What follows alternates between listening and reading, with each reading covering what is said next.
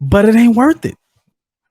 As we're changing gears, we're going to connect or whiff. Connect or whiff. Does Kambosos have a real shot of upsetting Tio this upcoming weekend? Connect or whiff. Go ahead, Q. I think he got a shot. I say connect, man. Ain't gonna, he done had a long time to prepare for this fight, and I think Kambosos is he's a good formidable opponent. So I'm gonna say he have a shot. Connect. I ain't gonna go no deep. What you got on JD? I'm gonna say that's a whiff, man. I don't think he has a shot. I think Tio is locked in, man. He's been waiting to finally get this over with. I expect him to blast him, bro. Like I straight up think Tio about to blast Kambosos. Knockout? Yeah, I see a knockout. I'm hoping so. Top six rounds? Like what round? I don't know about the first six, man, because I do think Kambosos is formidable enough to get to the second half of the fight. But I see a late round stoppage though, bro. I really see a late round stoppage. I'm on Q's side with things, and I think I've told both of you this privately. It's just weird, right? It just seems like this is not working in Tio's favor the longer it goes on. It's a lot more time. You know what I'm saying? So I don't know. I'm gonna say whiff, but it's an odd fight because of all the delays.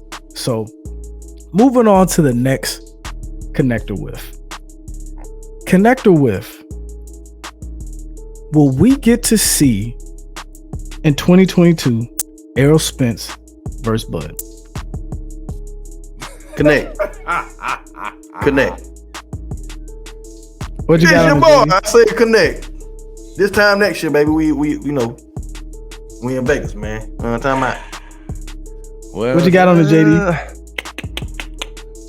Man, I'm gonna say whiff, bro. I'm gonna say whiff. Only reason why I say whiff is because I think Errol Spence said he'll be back in March, which you kind of know March won't be Bud because he's just getting back active after the injury.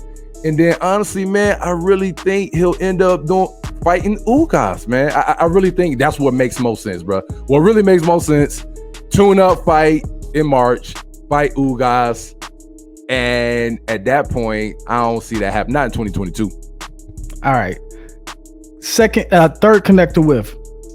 We just saw Demetrius Boo Boo Andre make quick work of Irishman Jason Quigley. Does he get a top opponent in 2022? Connector whiff. Go ahead, JD. Ooh, that's another tough one, bro. Ooh, that's tough. I'm gonna say whiff. I ain't gonna lie. I'm gonna say whiff. No.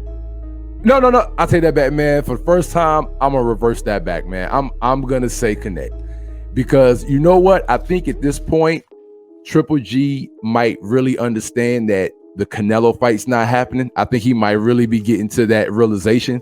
And I think if he wins his fight late this year, I'm starting to feel like Triple G will go ahead and fight Andrade since they're both zone. What you got on the queue? Lord knows I hope that's true. I swear I hope that's true. I'm gonna say a whiff, man, just because I hope it's true, because the most epic post-fight press conference for a fighter to call out the announcer, the fans, and Eddie Hearns, my boy. You know what I'm saying? Like, and then Eddie Hearns called out the fighters that don't want to fight him. I mean, and so called them all out, saying that they're J-Box scared. Hey, man, that was one of the most epic, bro. I tried to, man, that was epic. That was everything, man. And Andrade, let me tell you something. Andrade made a lot of fans that night. He made a lot of fans. I mean, and he gonna fight who he can only fight who put in front of him, man. And he been calling out, going to Canelo press conference. He want Triple G. He want everybody, man. I'm a big fan of Demetrius Boo Boo Andrade. So much more, man. After Saturday night. You know, was it Saturday? Was it on the odd night? It was a Friday night. It was this past Friday. Okay, right, Friday. And I misspoke too. That T.O. Kambosos will be 2 weekends from now. Somebody fight on 27th. Nah, bro. It's this Saturday. It's this Saturday. Evan Haney fight. You thinking about Haney and them? Okay, yeah. Boxing's so packed, man. No doubt. I just had to look at it a little while ago. They were like, "Yo, we got to talk about that because it's coming up." All right, so I'm gonna give it a bonus connector with, and this is an interesting one. We kind of danced around this topic earlier when we were discussing Bud Crawford. If you're Bud, if you're a fighter, right? You just, say you're in his spot 10 years ago, you're coming up and you got the chance. Connect or whiff. You're signing with Bob Arum and Top Rank. Go ahead, Q. Whiff. I mean, it'll be a whiff, man. If I'm in a position where I'm not desperate, I got a good team around me, and where we could take our time. I'm not coming from the mud, and I'm looking for a meal. That's what a lot of people coming from unfavorable positions, and they have to sign contracts. We see it in rap music. You see it in everything. You see, then the paper gangsters get on you and paper whip you. So that'll be a no. Cause I hope I'll be in a position where and I have people around me that will help me sign a good deal. Cause I just Bob Arum deal don't never age well. What you got on, JD?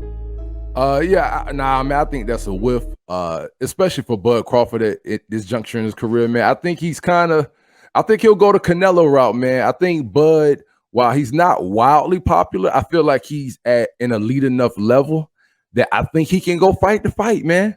As far as his deals, I really don't think he has to sign his life away. Make him audition every time. Yeah, I don't think he got to sign his life away anymore for a couple years. So I think it's a whiff. No, so now I'm gonna follow up with this. Is this a Bob Arum and Top Rank thing, or is it just the way boxing is structured? Because how do you guys feel if Matchroom comes up with Eddie Hearn? I think it's the way boxing is structured now, especially for Bud, man, because we all lamented how long he was froze out because he was stuck with Top Rank. So I think Bud at this point, 34 years of age, bro, I don't think he's gonna lock himself with nobody. Nah, right. He ain't gonna use that excuse no more. Right. Yep. That won't be something you're gonna use. All right. What you got on the queue? Matchroom is would Matchroom be a better option, or you just think it's a structured box? I don't know all the details and what these contracts offer, because everything is different. It's all too many variables that I don't know about. I would just say I would want it to be a fight to fight deal. You know what I'm saying? Until something else. Like as of right now, I'm not a big fan of rushing into things. You know what I'm saying? Contracts and things that's going to affect your life for a long term. So at least for the next couple of fights, and why he survey the land and see who want him. You know what I'm saying? Why he build his brand at the same time, so that whenever he do sign that paperwork, they're gonna have to bring it. You know what I mean? So that I really can't say connect or with, because I don't know the details. And it brings me to the last point as we get ready to wrap up. Bob made some interesting comments, right? When it came at post press conference, when Bud said he's probably gonna leave, he said the best pay-per-view numbers are with ESPN, and basically, if you want to box on ESPN, you got to come through me. What would your guys' opinions be? What would you say if it's only for a per fight basis? If Bud signs a fight deal with Bob Arum and Top Rank for his next fight. For one fight? Yeah. I'm with it. I mean, that's cool. Yeah, I'm with it. And to keep it real with you, it just might happen because right now, Bob has already said a UK fight with Josh Taylor's on the table. If Bud can't go land that Spence fight on his own. He said the next biggest fight, he could go over to the UK and they'll do Josh Taylor versus Bud over there. Oh, okay. So we've had this discussion, and now I'm feeling a little different, right? I'm feeling we had the blow up discussion about him leaving Bob. Do you think he can? Okay, let's just say the Spence fight comes off in 2022. Do you think with PBC backing Errol Spence that Bud is going to really be able to get a better deal on his own without Bob Arum? Just a general question as far as the piece of the pie and whatever his team is able to negotiate. You think he's going to be able to assemble a team where he's going to get the deal he would have gotten with Bob Arum, or do you think he would get a better deal? I think a lot of it, man, is going to depend on the fighter he's fighting.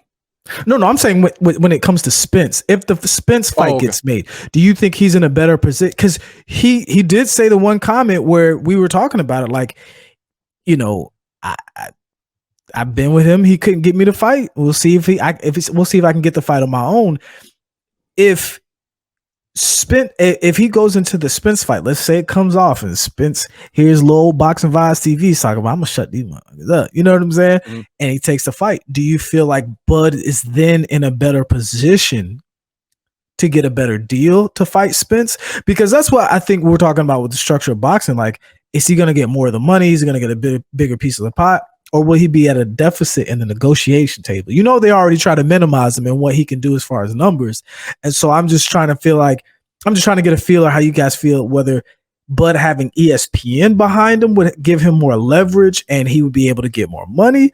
Or do you think he'll be in a better position to negotiate that fight without Bob Arum? Because that brings up, because now it's a catch-22. And you was talking about as opposed to Bob Arum or him just on a independent. Do you think he can? What I'm saying is, if his main goal is to get the Spence fight, mm-hmm. and the Spence fight's on the table, do you think he would be in a better position for that one fight? For that one fight with Bob, as opposed to going a different direction? Hell no, he won't be in a better position with Bob, because Bob is part of the reason. Bob.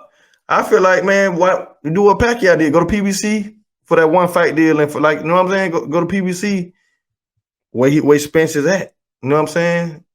Because that's less of a, it's in-house, and, that's more money they're going to get. So they should be able to give y'all more money. They should be able to keep it all, but like say ESPN, you don't got to fight on ESPN, though. You know what I'm saying? Like you say, PBC numbers, they ain't doing numbers like that. Because I think you're right. You know what I'm saying? Because the Wilder Fury, you know what I'm saying? That was on, that's what is it? ESPN. What was that on? I was ESPN. ESPN? Yeah. Yeah. So what Canelo fight just did, well, it supposed to have done pretty good numbers. But it wasn't. I think it was 600,000. They said that. Bob was like, said like it matched the Wilder Fury, but then I saw it wasn't exactly that. But man, who knows, man? I'll say, man, I think that it'll be a better deal with him not being a part of Top Rank, only because Top Rank now he doesn't have to worry about chipping out any money to Top Rank or ESPN. At this point, I feel like Bud wants it enough that long as they pay him a decent salary, PBC out Heyman, y'all can get whatever rest or promotion or whatever, cool, pay me, let's get it on. Now we ain't got to worry about no other people we got to pay out. Because legit, Bud is trying to prove that he's the best. That's one thing. Bud, he don't even like the fact that Canelo is even being called pound for pound when he done failed drug tests. He done said, I done heard him say that. You know what I'm saying? Like, Bud is a man's man, bro. As far as this game go, he doing everything right that he need to do, and I think he should get his money, man. I hope so, man. And I think that's what makes him unique in a field of fighters that we have, where I was lamenting more so people making business decisions for long term instead of being at what the core of this sport should be about, is seeing who's the best. And you always got to take your hat off and salute a fighter who's started out that way and stayed that way, stayed hungry. And that's a one Terrence Bud Crawford. And we love him like we love all fighters. And so hopefully y'all love us like we love y'all. Oh, it's Boxing Vibez TV. Oh my goodness. OT. We